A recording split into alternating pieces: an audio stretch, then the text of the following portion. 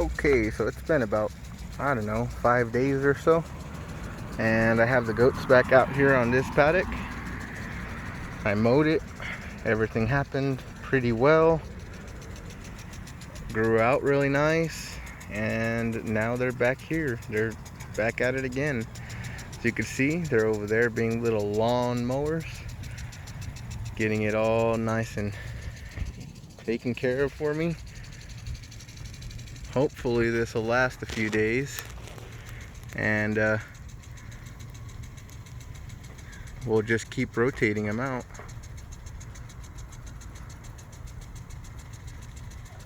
They do just fine though on this grass. It's Bermuda. Looks like some common mallow is growing out here. We got some oats. The clover didn't sprout, but that's kind of understandable. Didn't really expect the clover to come out. I think it's just too darn hot. There's a bunch of weeds in there, but the weeds, the goats don't care. They'll eat it. And there's what appears to be crabgrass. I'm not really too worried about the crabgrass either. It's gonna grow regardless.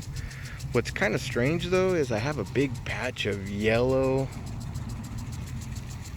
grass here. I don't know if that's from nitrogen, like nitrogen burn on the grass, or developing nitrogen burn, or chlorosis, some kind of deficiency in either iron or something, but it's definitely just in that area.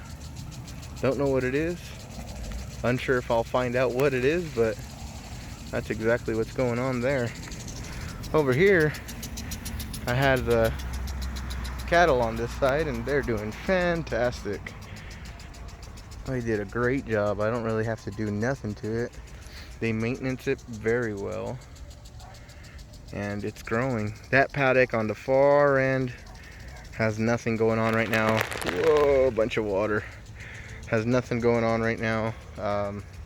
I've actually quit irrigating it just because it's not performing very well. The Bermuda gets very little sunlight there, so it's not doing very well. It's not performing, so I axed it.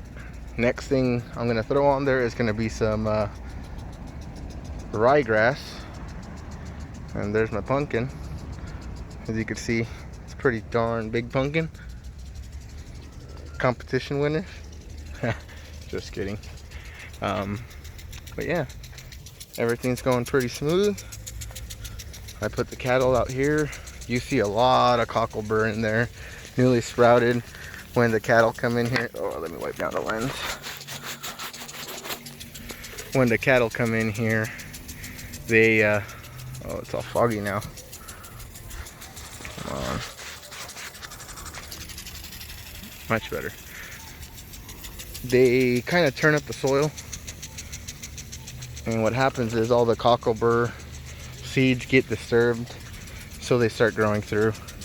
I think it'll be better a little further down the road when I sorry, I gotta keep trying to irrigate.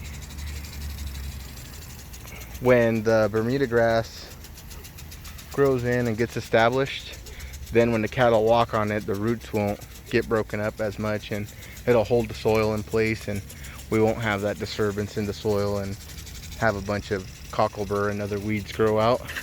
This paddock is still relatively dry just because nothing's going on with it, and nothing's really gonna happen. It gets a little water here and there from the sprinklers, but I haven't put any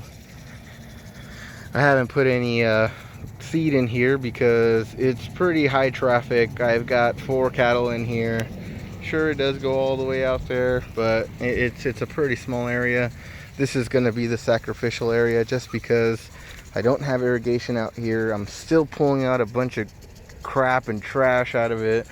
So this is essentially where the cattle come to turn the soil up, get everything kind of moved around. And this is where Big Bertha comes over and digs her holes and does all those wonderful Jersey things. She's a Jersey cow and they dig. Anyway, so that's kind of what's going on here. This is sacrificial for now. It's not the best anyway. they're doing a really good job at leveling this whole area out. As you can see, all in here, they're digging out a bunch of concrete, and just by walking on it, they're leveling it out a little better.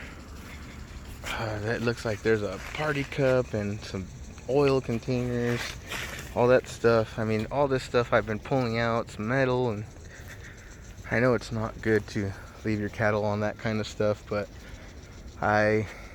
they're doing a job, and the job is preparing this area, and they're doing a darn good job at it.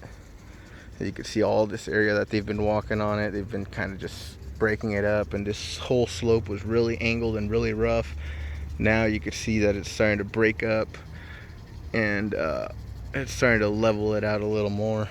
So I want the same thing to happen all the way out here, which I gotta cut all this crap out, coyote melon out.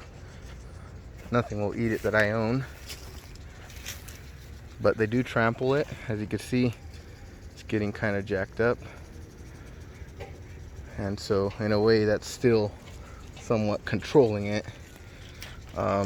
Still a lot of beer bottles and stuff that I go around pick up every now and again, but as they come over here, you can see cow pies that they're out here. They stir up the soil, they disturb the ground, and they're continuing to flatten it out.